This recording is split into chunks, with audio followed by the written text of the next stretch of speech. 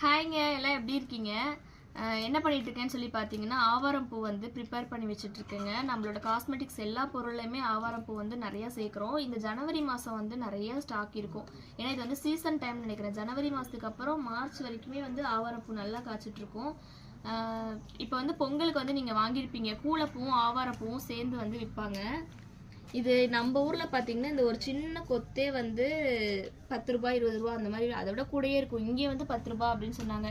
இந்த டைமில் வந்து நம்ம இதெல்லாம் பறித்து ஸ்டாக் வச்சிட்டோம்னா அந்த ஒரு வருஷத்துக்கு வந்து நமக்கு தேவையானது ஃப்ரெஷ்ஷாகவே கிடைக்கும். கடையில் வாங்கினோம்னா இலை அதெல்லாம் இருக்கும். அப்படியா இருந்தாலுமே அது ஒரு கிலோ காஞ்ச பூ பார்த்தீங்கன்னா 300 ரூபாய் அந்த சில்லறைக்கு சொல்கிறாங்க. உங்கள் ஊரில் ஆவாரம் பூ ஃப்ரெஷ்ஷாக என்ன ரேட்டு வருதுன்னு சொல்லுங்கள். இங்கே பாருங்களேன் எவ்வளோ ஃப்ரெஷ்ஷாக இருக்குது பாருங்கள். இந்த மாதிரி நம்ம கடையில் வாங்கும்போது கிடைக்கவே கிடைக்காது. இதெல்லாம் என்ன இது? புதினா கீரை.